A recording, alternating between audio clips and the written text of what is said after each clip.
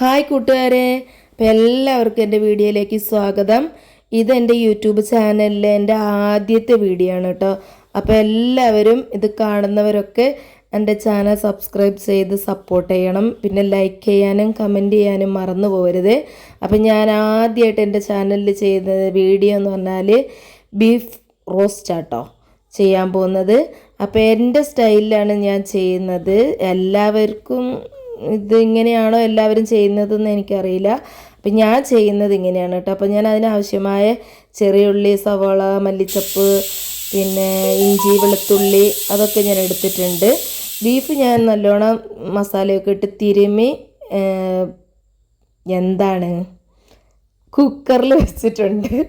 പിന്നെ തെറ്റുകളൊക്കെ ഉണ്ടാവും പറയുന്നതിൽ, അപ്പോൾ അതൊക്കെ ഒന്ന് ക്ഷമിക്കണേ. പിന്നെ കുക്കറിൽ അത് വെന്ത് വരട്ടെ. ആ സമയം കൊണ്ട് ഞാൻ അരിഞ്ഞ് വെച്ചിരുന്ന ഇഞ്ചി, വെളുത്തുള്ളി അരിഞ്ഞല്ല ചതച്ച് വെച്ചതാണ് കേട്ടോ.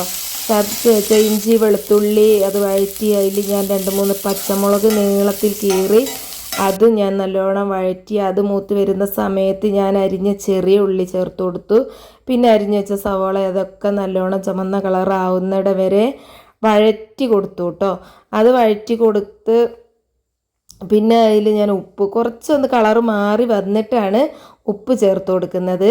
ആ സമയം കൊണ്ട് ഞാനൊരു തേങ്ങ പൊട്ടിച്ച്, അപ്പോൾ ഞാൻ തേങ്ങ ചെറുതായിട്ട് അരിഞ്ഞു കൊടുക്കുകയാണ്. പിന്നെ ഞാൻ ആ ഉള്ളിയിൽ മസാലകൾ ചേർത്ത് കൊടുത്തു കേട്ടോ. മഞ്ഞൾ, മുളക് പൊടി, മല്ലിപ്പൊടി. പിന്നെ ചേർത്ത് കൊടുക്കുന്നത് ബീഫ് മസാലയാണ് കേട്ടോ ചേർത്ത് കൊടുക്കുന്നത്. അതൊക്കെ ചേർത്ത് കൊടുത്ത് അതിൻ്റെ പച്ചമണം മാറുന്നത് വരെ അതൊക്കെ ഒന്ന് മൂപ്പിച്ച് വഴറ്റിയെടുത്തിട്ട് കുക്കറിൽ ബീഫ് നല്ലോണം വെന്തിട്ടുണ്ടായിരുന്നു അതിൽ ചേർത്ത് കൊടുത്ത് പിന്നെ ചെയ്തത് എന്താണെന്ന് പറഞ്ഞാൽ അത് നല്ലോണം ഇളക്കി പിന്നെ അടുപ്പത്ത് തന്നെ വെച്ച് കൊടുത്തിട്ട് മസാല പിടിക്കണ്ടേ. ആ സമയം കൊണ്ട് കുറച്ച് മല്ലിച്ചപ്പും പിന്നെ കരിയാപ്പിലയും ഒക്കെ ഇട്ട് കൊടുത്തിട്ടുണ്ട്. പിന്നെ ഒരു ചെറിയൊരു ചട്ടി അടുപ്പ് വെച്ചിട്ട് കുറച്ചും കൂടി വെളിച്ചെണ്ണ ഒഴിച്ച് കൊടുത്ത് നമ്മൾ അരിഞ്ഞു വെച്ച തേങ്ങാപ്പൊട്ടില്ലേ അതൊക്കെ അതിലിട്ട് ഒന്ന് ചുമന്ന കളറാവുന്നിട വരെ മൂപ്പിച്ച് ഞാൻ ആ ബീഫിലേക്ക് ഇട്ട് കൊടുത്തു.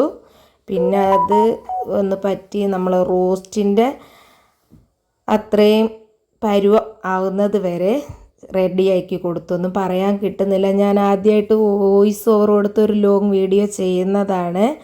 അപ്പോൾ ഇത് ഈ വീഡിയോ എല്ലാവർക്കും ഇഷ്ടപ്പെട്ടിട്ടുണ്ടെങ്കിൽ ലൈക്ക് ചെയ്യാനും കമൻറ്റ് ചെയ്യാനും ഷെയർ ചെയ്യാനും മറന്നു പോകരുത്. അടുത്തൊരു വീഡിയോയുമായി വരുന്നത് വരെ എല്ലാവർക്കും ബായ്.